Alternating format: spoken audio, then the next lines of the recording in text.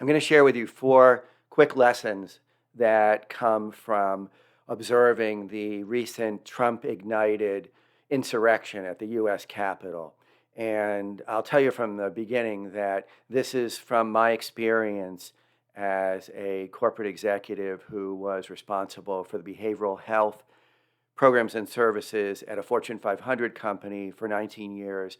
And for 11 of those years, I served as the person who coordinated for the company the incident oversight response team. That's the team that includes behavioral health and global security and human resources at the corporate and local levels, and whoever else needs to be involved, local management, whenever there's concern about the potential for violence. And so I was responsible for that working group for 11 years, and I was a member of the working group for the 8 years that preceded that, taking on the leadership of that function. So the first lesson that I'd like to share with you goes back and harkens back to before what happened on last Wednesday at the Capitol, years before, because we need, as organizations, to have policies in place that address these kinds of behaviors, like Trump's behavior, very, very early on. And so every organization should have an explicit policy that requires everybody who participates in that organization to consistently behave in a way that is safe, civil, and respectful.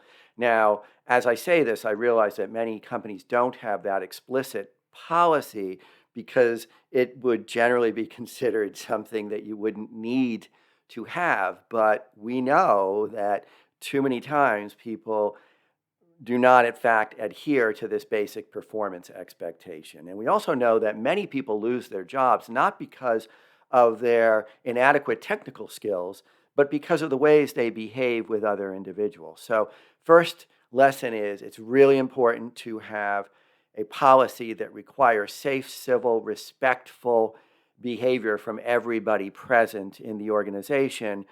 And the second lesson is that that policy needs to be brought to life in the organization's culture by all levels of leadership. And it's also important to recognize that the best way to keep that alive is to address infractions of that policy when they're very, very small, when they can be corrected, hopefully, and there's not a great deal of difficulty that's resulted from them. So things like when a person is very unkind to another person, maybe calls them a name, maybe rolls their eyes in a meeting, or maybe escalating a bit from there, they pound their fist on the table when they get upset. Well, the supervisor of that individual, the leader, has got to address that very behavior and tell that individual, either privately or depending on how this happens, possibly publicly, maybe the second time publicly, this behavior is not okay. This is a performance problem.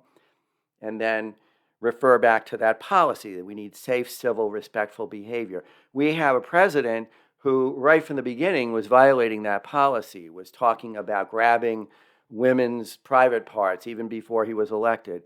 And then was saying things like there were fine people on both sides of an event in which the people on one side were neo-Nazis and white supremacists responsible for a protest, and I put protest in quotation marks, that resulted in the death of one of the peaceful protesters on the other side of that matter.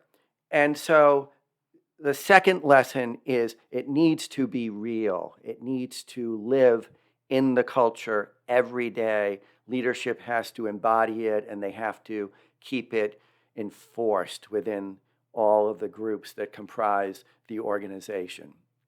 The third lesson is it's really important to see the response of the person who is on the receiving end of the performance conversation, because the way that person responds is extraordinarily instructive. So if you are talking to a person about their uncivil behavior in the workplace, and they are just mortified, and they are extraordinarily apologetic, and you can see that they they don't feel good about what they did and they take responsibility for it, that's a good sign. That's a really good sign. And on the other hand, if they're defensive, if they blame others, if they say they didn't do it, that is a very bad sign. And that indicates that you're likely not going to have success in helping this person to get on a better path. So we see with Donald Trump, he always blames. He never has taken responsibility for any of the destructive things that he's done.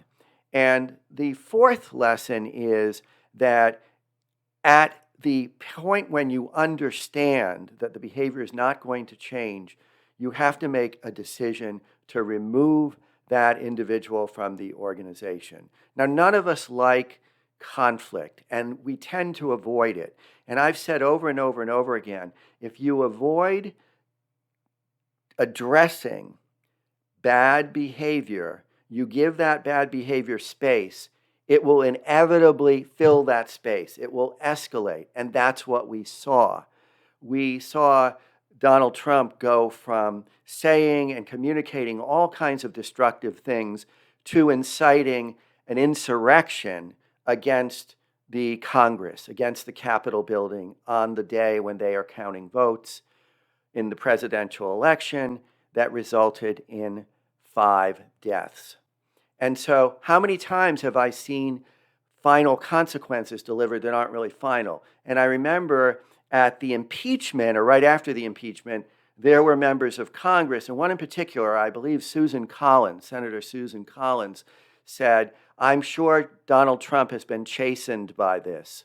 Well, I'm sure he wasn't, because if you are not held accountable for something as egregious as trying to extort a foreign power to do an unnecessary investigation into your political rival, if you get away with that and you don't take responsibility ever for your bad behavior, it's only going to escalate.